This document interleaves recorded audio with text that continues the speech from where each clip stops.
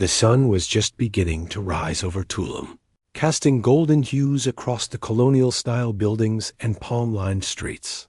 The aroma of fresh coffee mixed with the salt breeze from the Caribbean Sea. The town was waking up slowly, as it did every morning. Vendors opening their stalls in the central market, children preparing for school, families beginning their daily routines. In a modest home near the edge of town, a 10-year-old boy named Emilio was already awake, eager to start his day. He had always been explore the world around him.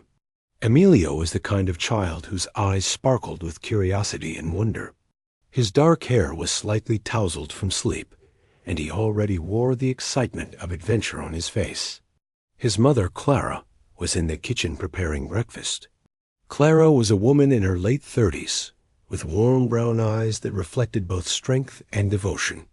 She worked in a small family crafts shop, artisan pieces that reflected the rich cultural heritage of Tulum. Every piece she made carried a silent hope, the hope that her work would provide a better future for Emilio, that his dreams of becoming an archaeologist would one day come true. "Good morning, Mio," Clara said warmly as Emilio entered the kitchen, his small feet padding across the tiled floor. "I made your favorite breakfast today.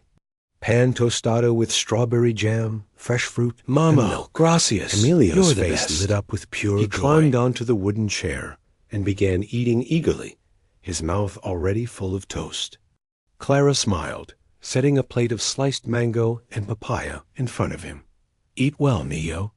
You need energy for school today."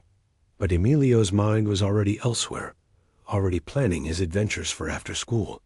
"Mama, guess what I saw yesterday in the backyard? A huge iguana. Incredible. I think it's building a house like the ancient big tree did." Maybe Clara it's constructing something, settling into the chair across from him. "That's wonderful, Emilio. The iguanas are part of our Tulum family, you know. They've been here longer than we have. But me, Amor, I need you to be careful when you explore. Promise me you won't climb the tallest trees or wander too far from home." "I promise, Mama," Emilio said, though his tone suggested his curiosity something amazing his promises, something that will make me famous as an archaeologist. I'm going to find. Clara reached across the table and gently squeezed his hand. "I believe you, Emilio. I believe in your dreams. But remember, the greatest discoveries in life aren't always the ones we find in the dirt. Sometimes they're the ones we find in our hearts: love, faith, family." As they finished breakfast, the morning light continued to flood through the open windows of tropical birds. The breeze carried the gentle rhythm of the ocean waking up, the calls. It seemed like any other ordinary morning. Neither Clara nor Emilio could have known that in just a few hours, this peaceful rhythm would be shattered forever. After breakfast, Clara helped Emilio put on his school uniform, a white shirt and navy blue pants. She carefully packed his backpack with his books, notebooks, pencils, and a small lunch she had prepared. Whispered before kissing he left the top of his head. She pulled him into a tight embrace. "I love you too, Mama." "Te amo," replied Mio, hugging her back with the uninhibited love only a child can give. "Remember what I've told you," Clara said, looking into his eyes seriously. "If something unexpected happens, if you feel the ground shake or hear warning sounds, you need to find an open space away from buildings. Find high ground. Do you remember what we practiced?" Emilio nodded, much, though he didn't fully understand why his mother was emphasizing this so. "Stay away from buildings. I remember. Good boy. I love you so much. Be careful today, okay? No climbing tall trees." "Okay, Mama. I promise." Emilio grabbed his backpack and headed toward the door. As he walked out into the street, Clara stood in the doorway watching him. She felt that familiar flutter of maternal concern, that inexplicable intuition, as she sometimes whispers warnings. Meanwhile, fully across town, another important figure was beginning his day. God to Marco was a young volunteer with the Red Cross, about 22 years old, with dark eyes that reflected both compassion and determination. He had grown up in Tulum and felt a deep connection to the people and the land. Marco came from a humble background, and his work with the Red Cross was more than just a job. It was arrived at the Red Cross office to repay the community as he always raised him. He was going through emergency supplies, checking first aid kits, reviewing protocols for various emergency scenarios. His colleagues respected him tremendously. Despite his young age, Marco showed a maturity and dedication that inspired everyone around him. "Buenos dias, Marco," said his supervisor, Don Fernando, an older man with gray at his temples. "You're here early again. I wanted to make sure all our supplies are properly organized." With a respectful, "You never know when we might need them." Don Fernando smiled. "That's what I appreciate about you, Marco. You take your responsibilities seriously. You understand that what we do here isn't just about responding to emergencies. It's about being prepared, being ready to save lives." "Exactly," Marco said. "Every person matters. Every life is precious. If I can help even one person survive an emergency on Marco's shoulder, then all of this preparation, you have the heart of a true rescuer, my friend. Never lose that." As Marco continued his morning preparations, he couldn't shake a feeling that had been with him since he woke up. An inexplicable tension, as if the universe was holding its breath. He had learned to trust these instincts. In his work, intuition had saved lives before. The morning continued to unfold peacefully. Goods, fresh fruits, at the central market, vendors were arranging crafts. The market was the heart of Tulum, where everyone knew everyone, where the bonds of community were tangible and strong. Children played in the plaza. Elderly residents sat on benches, greeting neighbors and friends. In her craft shop near the market, Clara was arranging her handmade items, woven baskets, painted ceramics, embroidered textiles. Each piece told a story. Emilio carried the soul his of its creator was going well. As she worked, she remembered the intensity in his eyes as he talked about his plans to explore and discover. Her boy had such big dreams. Everything seemed normal. The radio in the background played soft music, interrupted occasionally by news updates. One news item caught Clara's attention. A local radio reporter mentioning increased seismic activity in the region. The reporter's tone suggested in this part of Mexico, nothing to be concerned about. Clara felt the flutter of maternal intuition again. She paused in her work, sending another silent prayer to heaven, asking for protection over her son, over her community, over the land she loved. Emilio was at school, sitting in his classroom with about 25 other students. His teacher, Senorita Rosa, was explaining something about history, specifically about the Mayan civilization. Uncovering ancient Emilio was buried in the earth for centuries, imagining himself as an archaeologist. The classroom was a typical rural Mexican school, wooden desks, arranged in neat rows, colorful educational posters on the walls, a blackboard with chalk writing, open windows to let in the fresh breeze. Through those windows, you could hear the normal sounds of a Tulum morning bird singing, distant traffic, the murmur of the town going about its business. At that exact moment, deep underground, the surface of the earth, tectonic plates that had been building pressure for months were beginning to shift. It started as a subtle movement, barely perceptible, but it was the beginning of something that would change everything. At first, the birds noticed. A flock of tropical parrots that had been resting in nearby trees suddenly took flight in a synchronized, chaotic swirl. Their calls echoed across the town, an ancient warning system that humans had learned long ago to recognize. It started as a low rumble, then almost subsonic, something you felt more than heard. It was the sound of the earth itself, groaning as if in pain, as if ancient forces were stirring from a long sleep. In the classroom, Senorita Rosa paused mid-sentence. She felt something. The students felt it too. A vibration beneath their feet, subtle at first, then growing stronger. "Everyone, stay calm," experiencing a tremor, said, though her voice wavered. "Stand up slowly and move away from the desks." Emilio stood up, and for a moment, everything seemed manageable. The tremor was like a gentle swaying. Maybe it would pass, just like the small tremors that occasionally happened in Tulum. But then the swaying became violent. The classroom began to shake, not in a gentle sway, but in wild, unpredictable motions. The chalk flew off the blackboard, screamed, books crying out for their mothers. Everyone to the doorway. Ominously. Senorita Rosa commanded, her voice cutting through the chaos. To the door, now. But for Emilio, in his panic and confusion, the teacher's instructions seemed to dissolve. His mind flooded with fear, his body flooded with adrenaline.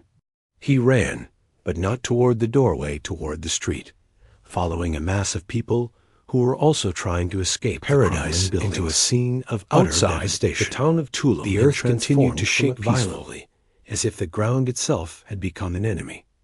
Buildings that had stood for decades swayed and buckled. Some collapsed entirely, imploding like paper structures. The sounds were catastrophic, the terrible groaning of concrete and metal, the screams of terrified people, the crash of debris falling from rooftops, car alarms wailing, emergency sirens a small beginning to sound in the distance. An elderly man stumbled, a woman ran down the street, regain his footing on ground that wouldn't stay still. A vendor's market stand collapsed, sending fruit and goods scattering across the street. The sky filled with dust clouds of white, choking dust that made it hard to see, hard to breathe. Emilio ran through this chaos, his small form being jostled by panicked adults. His heart was pounding in his chest, so hard anything he had ever experienced. This was beyond his comprehension. This was around him. The familiar landscape of his hometown was being torn apart. The store where his mother bought groceries collapsing. The pharmacy where the kind pharmacist always gave him candy severely damaged. The little restaurant where his mother sometimes took him for a treat, its roof caving in. Emilio tried to remember what his mother had taught him. Find an open space, she had said. Find high ground. He only knew that he had to escape in his falling debris. He had to find shelter. Without thinking, he ran toward a small tienda, a general store that had its door open. He thought he could hide inside, wait for the shaking to stop. But as he was about to enter, the worst happened. The structure that had seemed so solid, so permanent, suddenly buckled. The walls that had stood for over 40 years crumbled as if they were made of paper. Emilio saw it happening. The roof, as if in already weakened by the violent shaking, a wall was falling toward him. Debris chunks of concrete, twisted metal, wooden beams, was cascading down. In that split second of primal instinct, he did exactly what his mother had taught him. He covered his head with his arms and fell to the ground. The avalanche of rubble buried him. The world went dark. The sounds of the outside world were muffled, replaced pressing by an down from suffocating silence. Emilio was trapped the weight of tons in the darkness beneath the collapsed building. Emilio's world had shrunk to an impossibly small space. Around him was nothing but rubble, pieces of concrete, metal, dust. Above him, tons of weight that seemed to press down from the sky itself. Around him on all sides, darkness so complete it felt like a physical presence. His heart was pounding, his breath coming in short, filling his lungs with concrete particles. Each breath stirred up the dust in the air, making him cough. Someone help me. He cried out, his voice small and terrified against the oppressive silence. But no one could hear him. His voice was absorbed by the rubble surrounding him. He was alone in a darkness so profound that it felt like the world itself had ceased to exist. Minutes passed. It could have been 5 minutes, or 50 minutes' time, had lost deeper, all meaning, more primal fear. Emilio's initial panic began to fade, replaced the fear of being forgotten. The fear of dying alone in the dark, with no one knowing where he was. His mind raced through terrible thoughts. Was his mother okay? Was she safe? Had she been in a building that collapsed? Did she know where he was? Would they ever find him? Then came the physical sensations. His body ached. He could feel blood on his forehead, possibly a piece of debris. Each time he moved, his leg pain shot through him, twisted at an odd angle. But the physical pain was nothing compared to the psychological pain, the soul-crushing terror of being completely alone, completely helpless, completely dependent on others to find him before his air ran out or before the weight above him increased. In the darkness, Emilio did what many children do in moments of absolute despair. He thought about the people he loved. Brushed his hair back from his forehead. He thought about his mother's face. She thought he was sleeping. Her warm smile. He thought about the way she would tell him before bed, stories of faith, of God's protection, of divine intervention. Clara had always been deeply faithful. She would tell Emilio about Jesus, about how Jesus cared for each person, how he was present even in the darkest moments, how faith could sustain you when nothing else could. Emilio closed his eyes in the darkness, though there was no difference between closing them in this absolute blackness. He whispered, "Mama." His voice cracked with the weight of despair. Then he did something that would change everything. He began to pray. As Emilio prayed, something extraordinary happened. He wasn't sure if it was real or if his mind, desperate to escape the horror of his situation, was creating a comforting fantasy. But the distinction between real and imaginary seemed to matter less and less. Not a physical warmth, from any external to fill source, the small space around, but rather a warmth that seemed to emanate from within his own being. It was as if his very soul was radiating this comfort. And then he saw light. In the absolute darkness, beneath tons of rubble, Emilio saw a gentle golden white light. It seemed to come from everywhere and nowhere at the same time. It was soft, not harsh, not painful to look at, even though the light grew. Complete darkness. A figure began to take form. It was the most beautiful light he had ever seen, caught in his throat. He knew without being told who this was. He had seen pictures in his mother's Bible. He had heard stories at church. He knew this face from countless paintings and sculptures. It was Jesus. Jesus appeared not as some distant, unreachable deity, but as real, as present, as tangible as anything Emilio had ever experienced. Compassion, he had shoulder-length brown hair. He was clothed in flowing white robes, eyes that reflected with a deep crimson-red cloak draped over his shoulders. Jesus said nothing. There were no words spoken, but the communication was clearer than any words could have been. It was a communication that happened directly from soul to soul, from spirit to spirit. Emilio felt Jesus' presence like an embrace, not a physical hug that you could measure in centimeters and kilograms, but an embrace that as if Jesus was wrapping him in layers of protection, reassurance, and unconditional love. The fear didn't disappear entirely. The pain in Emilio's body didn't vanish. The darkness around him was still there, but none of it mattered anymore, because Emilio knew, with a certainty deeper than any logical knowledge, that he was not alone. "I'm here," the presence seemed to communicate wordlessly to Emilio's spirit.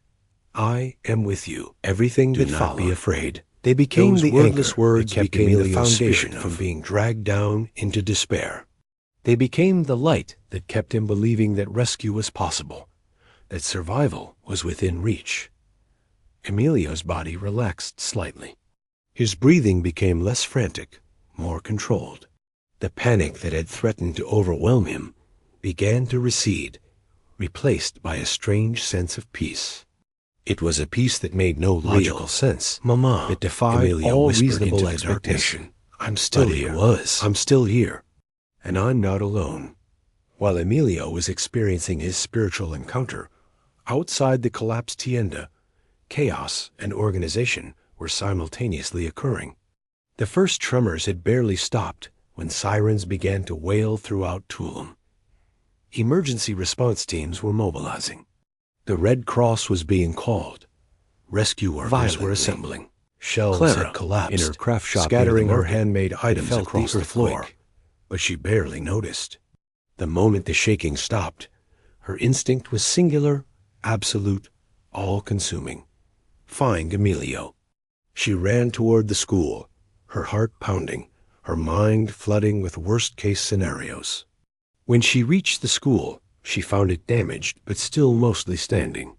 Teachers and students were being accounted for. Others were waiting in the accounting field. Was chaotic, away from some children had been picked up by parents. When she frantically searched the assembled group, Emilio was not there.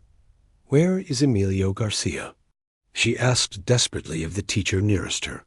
Senorita Rosa, looking shaken but composed, said, "He was with us initially, Clara, but in the panic, after the main shock, he ran in another direction. I'm not sure which way."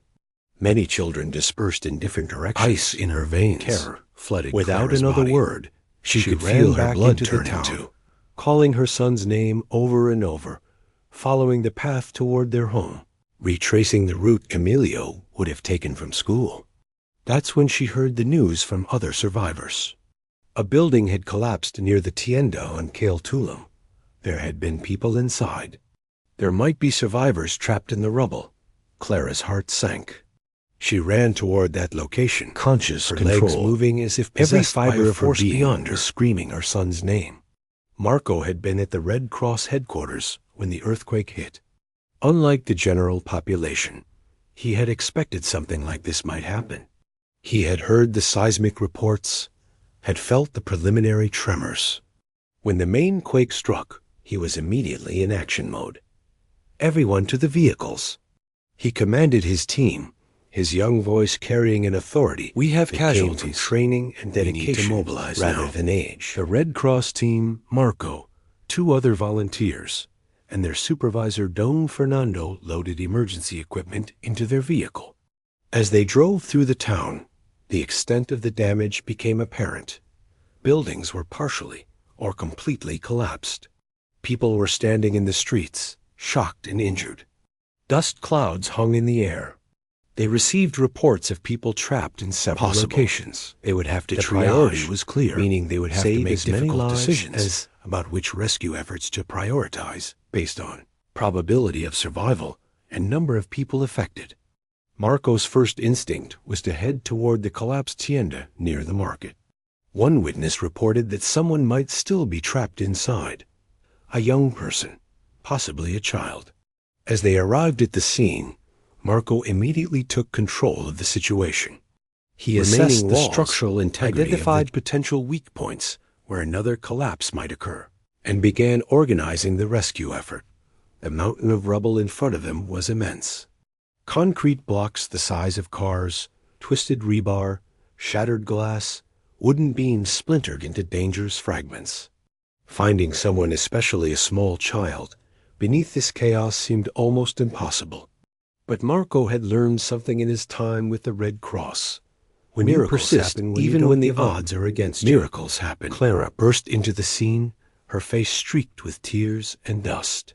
She looked around frantically, her eyes falling on the collapsed building, then on the rescue workers beginning to move debris. "My son," she called out to Marco. "My son is 10 years old. His name is Emilio Garcia. He was walking home from school. Please, he might be in there."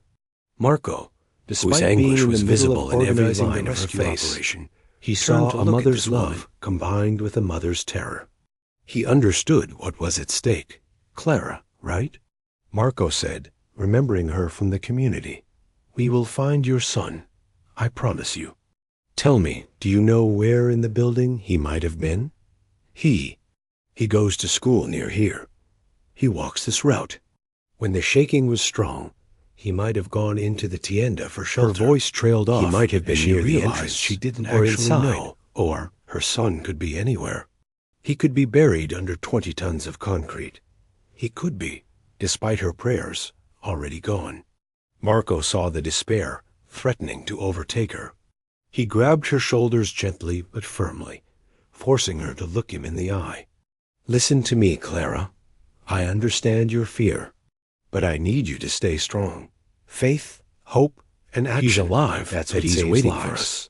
I'm going to find your son." Clara nodded, but I need you to believe that. Tears streaming down her face. "Yes," she whispered. "Yes, I believe. God protect him. Please protect him." Marco organized his team and several additional volunteers who had gathered at the scene. The work was methodical and dangerous. They couldn't just start hurling debris around that could bring down more rubble, could bury anyone trapped even deeper, could cause more deaths. They used their trained instincts. They had to be careful, areas where someone might survive, spaces that weren't completely crushed, places where an air pocket might exist. They used specialized listening devices to try to hear sounds from beneath the rubble. As they worked, Marco constantly encouraged his team. "Emilio is alive. I can feel it. We're going to find him. Keep going." Over and over, Marco would move heavy pieces of concrete Slowly, and incrementally. a line of They began volunteers to clear a path. would carry them away. The work was exhausting. The dust was choking. Multiple times, the unstable rubble would shift dangerously, threatening to collapse again and bury the rescuers. But Marco and his team refused to stop, refused to give up, refused to let a young life be lost if they could prevent it.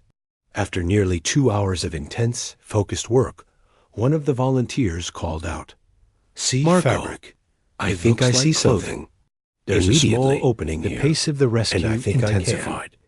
They had found something. Now they had to move carefully but quickly. They couldn't risk bringing more rubble down on the person who was trapped. Marco himself squeezed into the small opening they had created. In the dim light filtering through the gap, he could see a small hand. A boy's hand, covered in dust, possibly bruised. "Is Marco unmistakably alive? I'm here to help you. Emilio? Are you hurt?" Marco called out softly. There was silence. "Can you hear me?" Then a small, frightened voice called back. "Yes, yes, I'm here. I can hear you." Hearing that small voice alive, conscious, aware, was one of the greatest moments of Marco's life. This was why he did what he did. This was the purpose that drove him forward. "Emilio, I need you to stay very still, okay? I'm going to clear away the debris above you. I understand, but I have to be very careful. Please find me. Do you understand? I'm finding you right now, Campion. You're doing great. Just stay calm. Stay still. Your mother is up here waiting for you. She's praying for you. She knows you're strong." At the mention of his mother, Emilio's voice cracked with emotion. "Mama? Is Mama okay? Your mother is okay. She's safe. And she's waiting for you." His hands, let me work, trembling slightly with the adrenaline and emotion of the moment, Marco moved deliberately, with extraordinary care. He positioned each piece of debris so it wouldn't shift unexpectedly. He coordinated with volunteers above him to ensure the rubble was carried away safely. As the opening grew larger, Marco could finally see Emilio clearly. The boy's face was covered in dust and blood. His eyes were wide with fear, but they reflected something else too. Something spiritual had happened in that darkness. Something that had given the boy strength beyond his years. "Okay, Emilio," Marco said softly. "I'm going to reach down to you. I want you to grab my hands. Can you do that?" "Yes," Emilio said. "I can move. I think my leg is hurt, but I can move." Marco extended his arms downward, and small hands grasped his. He felt the weight of the boy's entire body, slight, slowly, fragile, steadily, precious, supporting Emilio, drawing on strength he didn't know he had. As Emilio emerged from beneath the collapsed building, a roar went up from the assembled volunteers and onlookers. They erupted in cheers and cries of, "Salvo! Salvo! He's alive! He's saved!" But the moment that matters most in this rescue happened when Emilio saw his mother. Clara had been standing at the edge of the cleared area, praying continuously. Emerging from the rubble, rosary alive, moving conscious through her fingers, with Marco carrying when she saw her son. Something seemed to break open in her soul. She ran toward them, her arms outstretched, tears flooding her face. "Emilio! Mi hijo! Oh, gracias a Dios! Thank God! Thank God!" Marco carefully set the boy down, and Clara scooped him up in an embrace that seemed to contain all the love, all the fear, all the relief that a mother could possibly feel. I was so scared. She held her son like she would never let him go. "I know, Mama, but you're safe now," whispered. "You're safe. Mama, I'm here. I've got you." Paramedics quickly moved in to assess Emilio's injuries. He had a broken leg, multiple cuts and bruises, and was traumatized by his experience.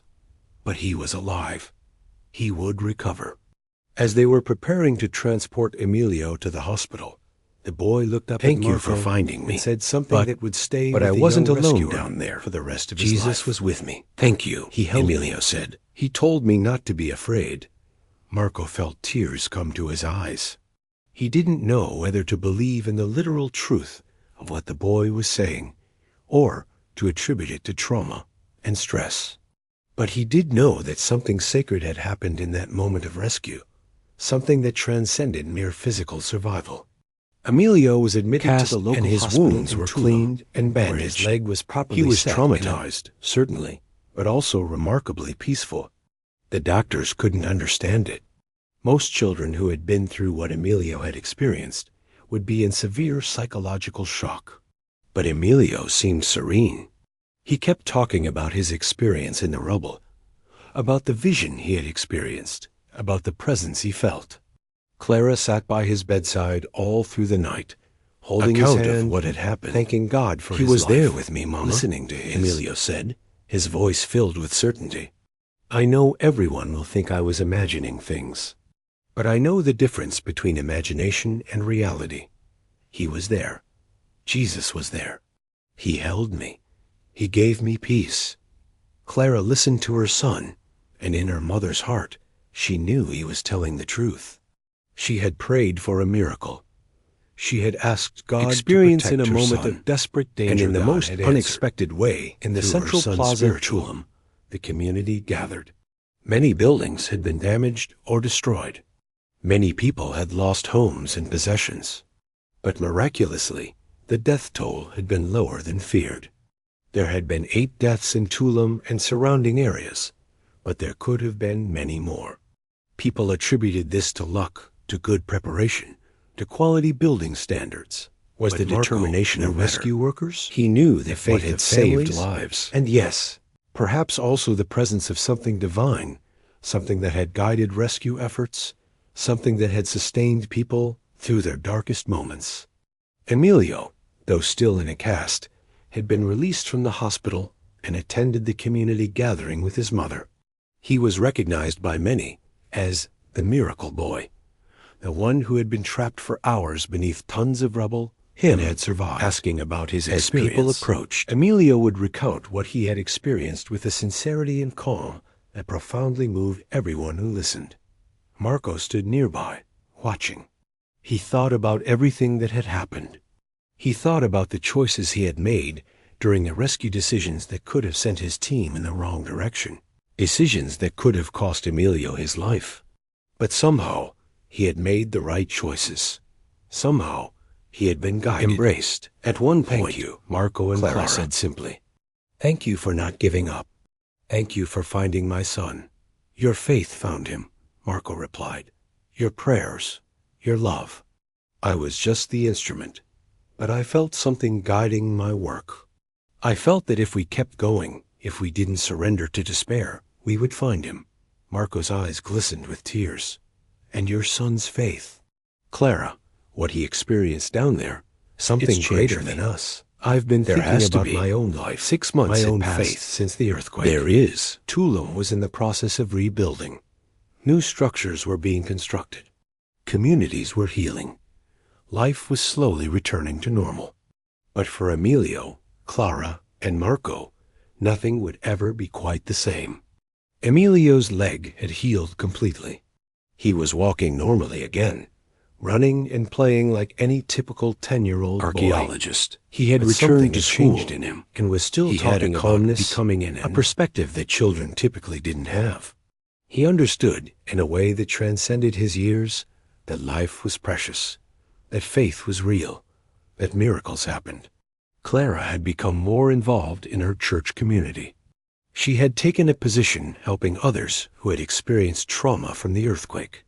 She would share Emilio's story, not as a person who was trying to convince sharing a profound experience, but simply as Marco. Marco had been profoundly changed by the experience. He continued his work with the Red Cross, but he had also begun a spiritual journey. He had started attending church regularly.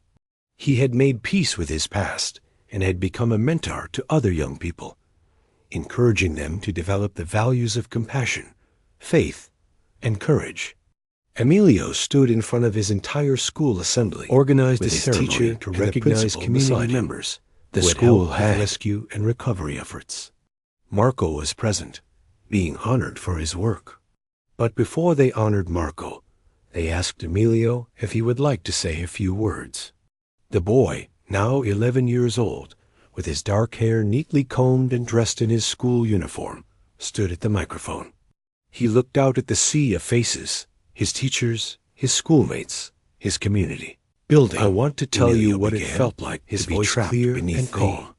I was scared. I thought I might die. I thought my mother might be hurt, and that I would never see her again. But even in the darkness, I wasn't alone. I learned that faith isn't just something you believe in when everything is going well. Faith is something that sustains you when everything is falling apart. In the darkness, I prayed, and in that prayer, I felt the presence of Jesus. I knew that I had been saved, not just by rescue workers, but by faith Marco found prayer. My mother's prayers, my own faith, and something greater than all of us. I want to thank Marco and all the rescue workers. They were brave. They risked their lives to save others. But I also want to remind everyone here that sometimes the greatest strength comes not from our muscles or our tools, but from our faith, from our belief in something greater than ourselves. The entire assembly stood from our love for each other. There wasn't a dry eye in the auditorium. 6 months after the earthquake, Marco sat in a quiet park in Tulum, reflecting on everything that had happened. The park had been one of the places most affected by the earthquake, but it was slowly being restored. Workers had planted new trees and flowers. Benches had been replaced. In many ways, Marco thought, the park was a metaphor for recovery and restoration, but also renewal, destruction, and devastation. Marco thought about the night of the earthquake, about the intensity of the rescue effort, about the moment when he had pulled a young boy from beneath tons of rubble. He thought about Emilio's words about Jesus being present with him in the darkness. Marco wasn't a theologian. He couldn't explain spiritually why a child would have such an experience, but he knew that something profound had happened. He knew that faith was real. He also thought about something his had told him after the rescue. You see, Marco, sometimes we become so focused on the physical, on debris and structures and techniques, that we forget that we're dealing with human beings who have spirits, souls, inner lives. Real rescue isn't just physical. It's spiritual. It's emotional. A true rescuer understands all dimensions of human experience. As Marco sat in the park, he made a decision. Develop his faith, he would continue his work with the Red Cross. He would volunteer, but he would also begin to. He would become a mentor and counselor to others. He would share what he had learned from Emilio. Because Emilio's story, a story of a child finding faith and hope in the darkest moment of his life, was a story that needed to be shared. It was a story that challenged people to believe in something greater than themselves. The story of Emilio, Clara, and Marco is not just a story about the power of faith, an earthquake, the resilience of the human spirit, and the miraculous ways that God intervenes in our lives. Emilio's experience, whether understood as a physical vision, a spiritual encounter, or something that transcends both categories, changed his life. It gave him a perspective and a peace that sustained him through pain and terror. Clara's faith was vindicated and deepened. She had prayed for protection for her son. Her son God had answered in a way that transcended her expectations. He had been spiritually transformed. And Marco learned that true rescue work is about more than techniques and tools. It's about compassion, faith, and the understanding that we are all connected to something greater than ourselves. In the months and years that followed, Emilio did become an archaeologist. He spent his life studying the ruins of a Mayan civilization and sharing the history of his people with the world. Miracle that had saved his life. He never forgot that in his darkest moment, he had felt the presence of Jesus. Clara continued to help others in her community. She became known as a woman of extraordinary faith and compassion. She would often say that the earthquake had taken much from the people of Tulum: homes, businesses, security, but it had also given something precious, a renewed understanding of what truly matters in life: faith, family, director of the regional Red Cross office. Marco eventually became the work was mentoring young people and helping them understand that compassion and faith were not weaknesses but strengths. He would tell Emilio's story to anyone who would listen, not as a demand that they believe in the same way, but as an invitation to consider the deeper dimensions of human experience. The earthquake had shaken the physical foundations of Tulum, but it had also shaken loose something precious in the hearts of its. A renewed awareness that miracles are possible, that faith sustains us, and that in our darkest moments, we are never truly alone. Thank you for listening to the story of Emilio's divine rescue. If this story has moved you, if it has challenged you to think more deeply about faith, hope, and miracles, I encourage you to like this video if you believe that miracles still happen, that faith can sustain us through impossible circumstances. This channel for more stories of divine intervention, miraculous subscribe to, and the incredible resilience of the human spirit in the face of adversity. Enable notifications so you never miss a testimony that could transform your perspective on faith, hope, and the presence of God in our daily lives. Share your own story in the comments. Have you ever experienced a moment where you felt the presence of something divine? Have you ever been saved from a dangerous situation? Miracle? What seemed your story matters. Your testimony could provide hope to someone who desperately needs it. Share this video with someone in your life who is struggling with faith, who is facing a difficult circumstance, or who needs to be reminded that miracles are possible. The community we're building here on this channel is a community of believers, seekers, and open-minded individuals who understand that there is more to life than what we can see and touch. Divine presence that intervenes in human affairs. There is, in ways that transcend our understanding. Emilio found that presence in darkness and rubble. Clara found it through answered prayer. Marco found it through the experience of rescue and the testimony of a child. Where will you find it? Thank you for watching. I'll see you in the next video. God bless you all.